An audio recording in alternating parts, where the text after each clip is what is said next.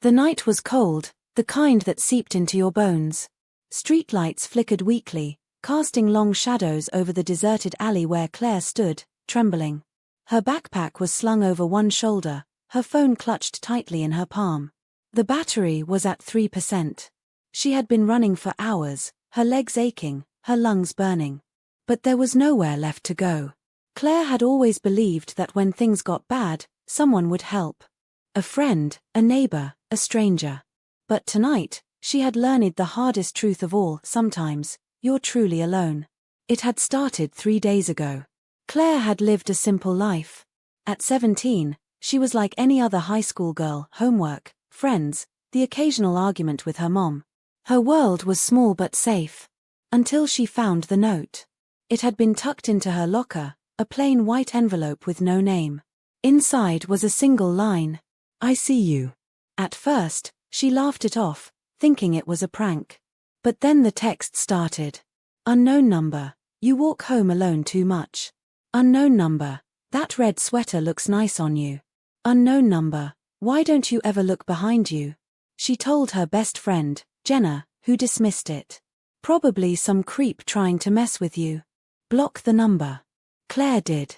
But the messages didn't stop. She told her mom, "Honey, people do dumb things for attention. Just be careful." She told her teacher, "Unless they threaten you directly, there's not much we can do." No one believed her. On the third night, the knocking started. Soft at first. A polite tap, tap, tap on her bedroom window. Claire lived on the second floor. She froze. It had to be the wind. Or a branch. But when she forced herself to look, she saw it. A figure. Tall. Motionless. Watching. She screamed. By the time her mom burst into the room, the window was empty. "Claire, there's no one there," her mom sighed, rubbing her temples. "But I saw him," Claire insisted, her voice shaking. "Sweetheart, you need to get some rest. You're letting this get to you." The next morning, she found another note in her backpack. "Why did you scream? That wasn't very nice." That was when she knew. This wasn't a joke. And whoever it was, they were close. Claire stopped going to school. She stopped sleeping. She kept her curtains drawn, barely spoke. But no one noticed. Not her mother, too busy with work. Not Jenna, caught up in her own life. She had never felt so alone. Then, the final message came. "Unknown number, tonight." That was it. Just one word. But Claire understood. She packed a bag with anything she could grab: her phone charger, some cash, a pocketknife she had never used. Then, as soon as the house fell silent, she slipped out the back door. She didn't have a plan. She just ran. She had been running for hours.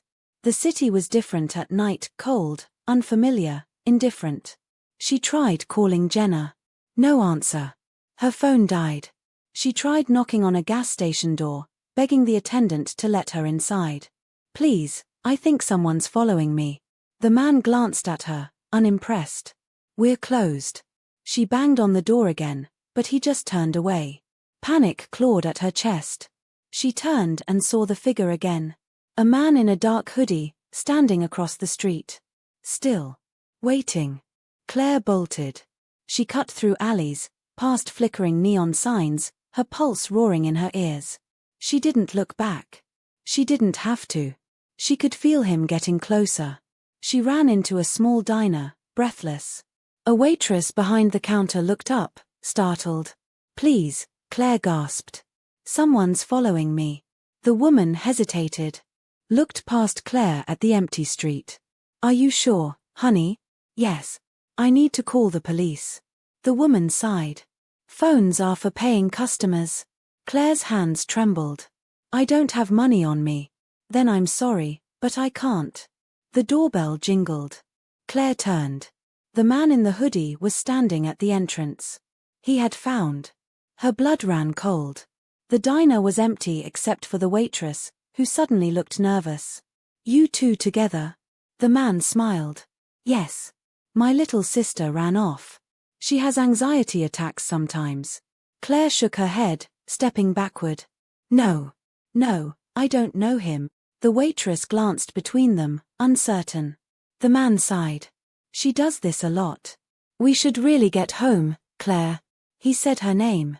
Her knees almost gave out. The waitress frowned but still didn't move. Sir, maybe you should. He reached into his jacket. Claire's instincts screamed. She didn't wait to see what he was pulling out. She grabbed the nearest thing, a salt shaker, and threw it at his face. He flinched. It wasn't much, but it was enough. She ran. The streets were empty. The sound of her own footsteps echoed, too loud, too fast. She darted through an alley, ducked behind a dumpster. Silence. She held her breath, heart pounding. Then, a hand grabbed her wrist. She screamed, kicking wildly, but he was too strong. You made this harder than it had to be, the man muttered, dragging her up. But it's okay. No one's coming, Claire. No one ever does. And for a moment, she believed him. But something inside her snapped. Maybe it was the fear. Maybe it was rage. She kicked him hard where it hurt. He groaned, loosening his grip just enough for her to pull out the pocket knife. She didn't think.